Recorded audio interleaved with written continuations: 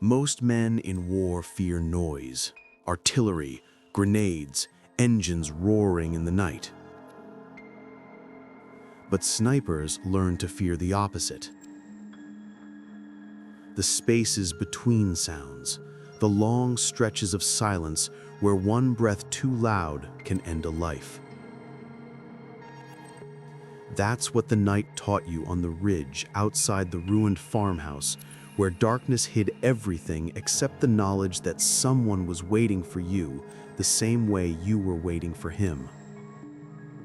You were assigned to 2nd Infantry, a black sharpshooter from Cleveland, the kind of man whose skill wasn't talked about much in newspapers, but whispered about among units who'd seen you work. The rifle was your voice, the scope was your silence. You didn't shoot for glory, you shot because someone had to keep the others alive. It started an hour before midnight. Your squad had taken shelter in a stone farmhouse on a gentle slope, one of the few buildings still standing in a landscape chewed to pieces. The men were exhausted, faces gray, hands shaking, nerves frayed by days of shelling that seemed to fall with no rhythm or purpose. But as night settled in, the shelling stopped, too suddenly. You felt it before anyone said a word.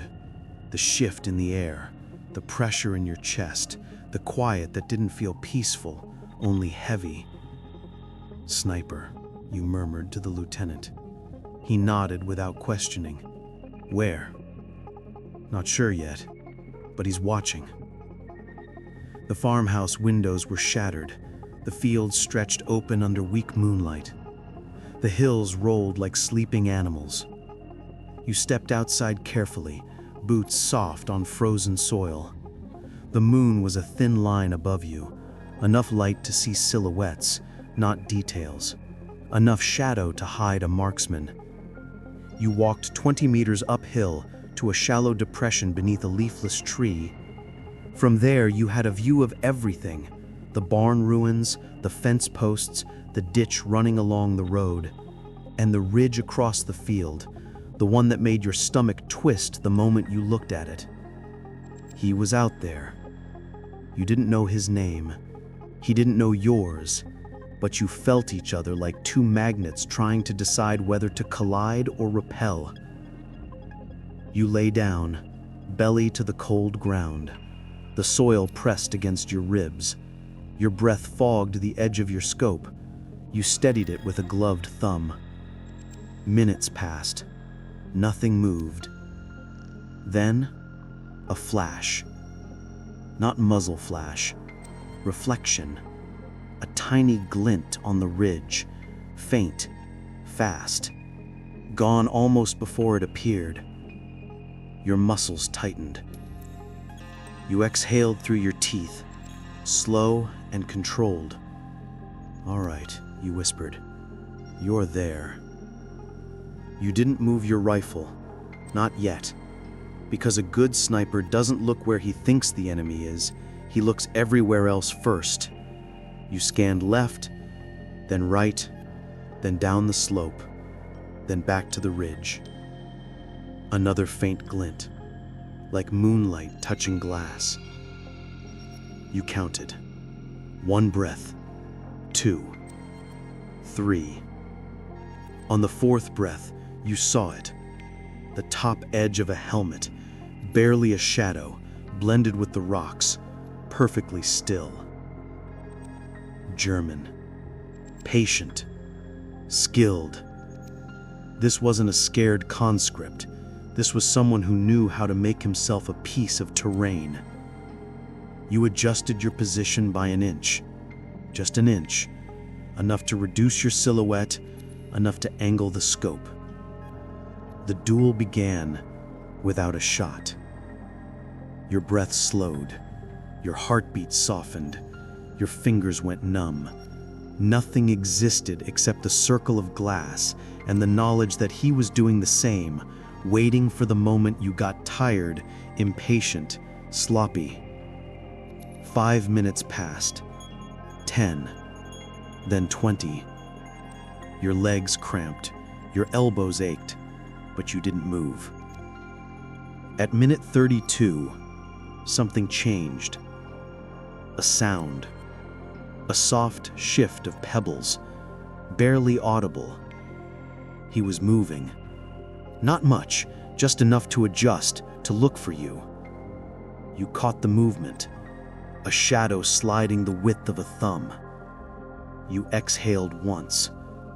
Then the world exploded.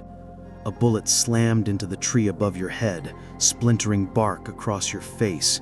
You rolled instinctively, the shot so precise it would have taken your eye out if you'd lifted your head a fraction higher. He'd found you first. Your heart hammered, but your breathing stayed controlled. You slid left through the grass, inch by inch, until you had a new angle on the ridge. He fired again. The second shot hit the ground where your elbow had been. You whispered, "You're good." And then, everything in you went still. You placed the rifle forward. You pressed your cheek to the stock. You aligned the scope with the ridge. Silence. Pure, perfect silence. You waited. 5 long seconds. Then, like a shadow betraying itself, a sliver of helmet appeared between 2 rocks. Too small a target for most, not for you. You squeezed the trigger. Not a jerk, not a pull, a whisper of a movement. The recoil nudged your shoulder. The ridge didn't move. No body fell, no cry, just the wind brushing over the rocks. You exhaled sharply, steadying your nerves. Then you saw it, the faint slump of a silhouette that had been perfectly rigid a moment before. Not violent, not dramatic, just final. You lowered the rifle slowly. The men in the farmhouse didn't cheer. They didn't even know it. To them, morning would come the same way it always did. But you stayed there for a while longer, just lying on the cold ground, staring at the ridge where another man had met his end in silence. 2 snipers fighting in the dark. No names, no boasts, only patience, instinct, and breath. As you finally stood, stretching your frozen limbs, you whispered something you weren't sure he could hear, even in death. "You would have gotten me if I rushed." Back in the farmhouse, Fisher looked at you. He asked, "Everything quiet?" You nodded. "Yeah," you said softly. "Quiet enough." And you knew, deep in your bones, that the night had taught you something you wouldn't forget. A sniper duel isn't won by the faster hand. It's won by the colder breath, the steadier heart, the man who can wait longer in the dark without letting the dark get inside him.